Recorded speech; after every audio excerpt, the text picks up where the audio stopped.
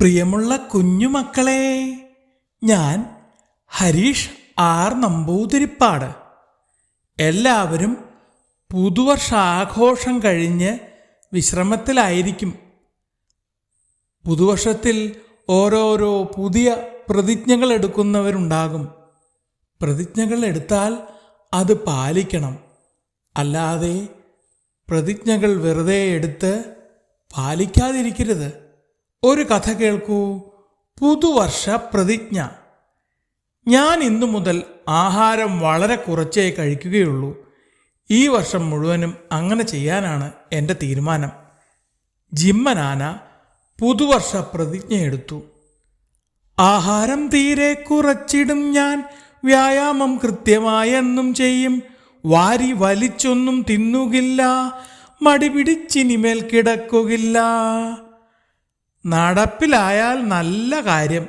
എത്ര നാളുണ്ടാവുമെന്നറിയില്ല ഈ പ്രതിജ്ഞയൊക്കെ. അമ്മപ്പിടിയാന ചിരിച്ചുകൊണ്ട് പറഞ്ഞു.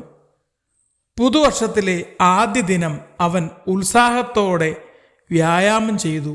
ഓടുകയും ചാടുകയും തടാകത്തിൽ നീന്തുകയും എന്നുവേണ്ട പറ്റാവുന്ന അഭ്യാസങ്ങളെല്ലാം ചെയ്തു.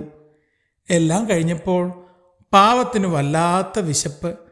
അമ്മേ, എനിക്കൊരാനയെ പിടിച്ചു തിന്നാനുള്ള വിശപ്പുണ്ട് എന്നു പറഞ്ഞ് അവൻ ഒരു കെട്ട് കരിമ്പെടുത്ത് ചവിട്ടി ഒടിച്ച് തീറ്റ തുടങ്ങി. ഒരു കുല പഴവും അകത്താക്കി. ഇനി മതി, ബാക്കിയുള്ളവർക്കും വേണ്ടേ?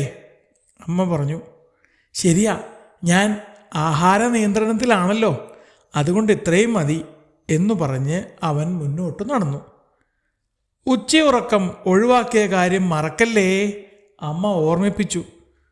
കുറച്ചു ദൂരം മുന്നോട്ട് ചെന്നപ്പോൾ അവിടെ ധാരാളം പച്ചിലകളോടുകൂടിയ മരങ്ങൾ നിൽക്കുന്നത് കണ്ടു. അവൻ കുറേ മരക്കമ്പുകൾ ഒടിച്ച് പച്ചിലകൾ തിന്നു. കുറച്ചുകൂടി മുന്നോട്ട് നടന്നപ്പോൾ വലിയൊരു പഴത്തോട്ടം. അവൻ 2-3 പഴക്കുലകൾ വലിച്ചെടുത്ത് തീറ്റ തുടങ്ങി.